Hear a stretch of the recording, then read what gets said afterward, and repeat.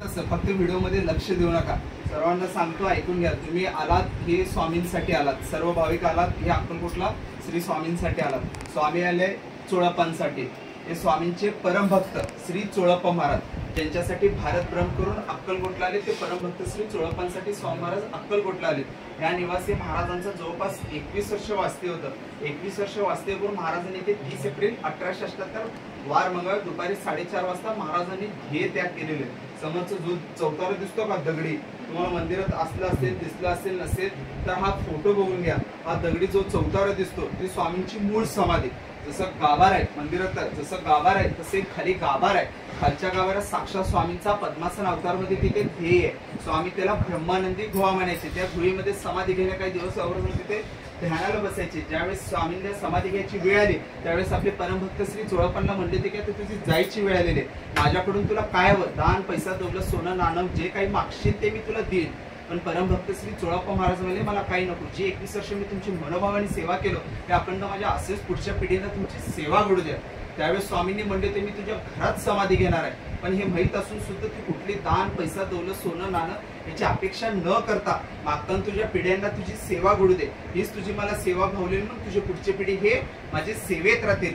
आणि महाराजांनी समाधी घेण्यापूर्वी परमभक्त श्री चोळप्पा महाराजांनी एक ओढ दिली होती, जो माझा देणेकरी ज्याचे कर्म शुद्ध त्याला चोळप्पांचे निवासी मी स्वतः बोलत असतो। ज्याला अजून मी पण आहे, ज्याच्या अंगात ज्याचा मी पण आहे, ज्याच्या कर्माचं फेर आहे त्याला वड्याखाली म्हणजे वटवृक्षाखाली त्याला मी फेऱ्या फिरवत असतो। आज अक्कलकोटला हजारो भाविक येतात, 900 लोकांचा फेऱ्या तिथं असतो, फक्त 100 लोकांचं समाधी स्थानी असतात। म्हणून महाराजांनी म्हणजे ते ज्यावेळेस त्याचे कर्म शुद्ध होईल त्यावेळेस चोळप्पांचे निवासी मी स्वतः बोलवत असतो। म्हणून ते प्रत्येक भक्त येणार तो माझा असतो। प्रत्येकी भक्ताला एक माझी आठवण असू दे। जे मंदिरातले पादुक्यांनी तुम्ही भाविकांनी रांगेत दर्शन घ्यालात ना, ते महाराजांनी आठवण म्हणून ठेवलेले पादुके। महाराजांनी समाधी घेतली, त्यानंतर 3 दिवसानंतर मी समाधीतून आतून आवाज दिले ते हम गयानी अभी जिंदा आहे। स्वामींचा अजून पण ह्या घरात पावला पावलाला प्रचिती सुरू असतात। हम गयानी अभी जिंदा आहे। मंदिर अनेक असतात, मंदिर तुम्ही बांधू शकता, पण नेहमी समाधी स्थान एकच असते। जसे आळंदीला आपले माऊलींचे स्थान आहे, इथे साक्षात स्वामींची समाधी स्थान आहे। ज्या तुम्ही निवासी आलात हे स्वामींचे परम भक्त श्री चोळप्पा महाराज। तुम्ही पोती सिरियल मध्ये त्यांचं नाव उल्लेख वगैरे ऐकलंच असेल, हा त्यांचाच निवास आहे। ज्यांच्यासाठी भारत भ्रमण करून अक्कलकोटला आले तर ते चोळप्पांसाठी स्वामी महाराज अक्कलकोटला आले।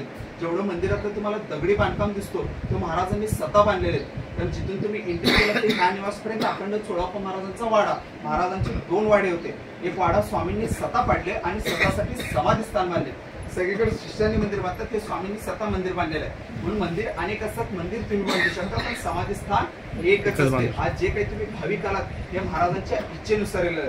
सकाळी 6 ते 10 अशी समाधी उघडी असतात, त्यामध्ये भक्तांची विधी पूजा वगैरे चालतात। आणि महाराजांनी समाधी घेण्यापूर्वी परमभक्त इथं महाराजांनी समाधी घेण्यापूर्वी चोळप्पा महाराजांना म्हणले होते, पहिल्यांदा मी वर पहिले काही पाहुण्यांना हे दिन मान देईल। खंडोबा त्यांच्या 2 पत्नी माळसा आणि बाणे, इकडे मयुरेश्वर गणपती, इकडे शिवलिंग आहे। महाराजांनी ते माझे पाहुणे त्यांना वर मान देतो आणि मी स्वतः खाली बसतो। म्हणून आज हे जे काही तुम्ही ह्या स्थानात भाविक आलात, म्हणून ह्या स्थानात कुठले प्राण प्रतिष्ठा मूर्ती पादुका वगैरे काही स्थापना नाही। जे काही ना साक्षात स्वामींचा ध्येय, जे काही तुम्ही भाविक आलात हे महाराजांच्या इच्छेनुसार आलेलं। सर्वांनी हात जोडायचा आणि तुम्ही सर्वजण खाली वाचूनच वर आले असेल। 2 मिनिट व्हिडिओ बंद करा, मी सांगतो।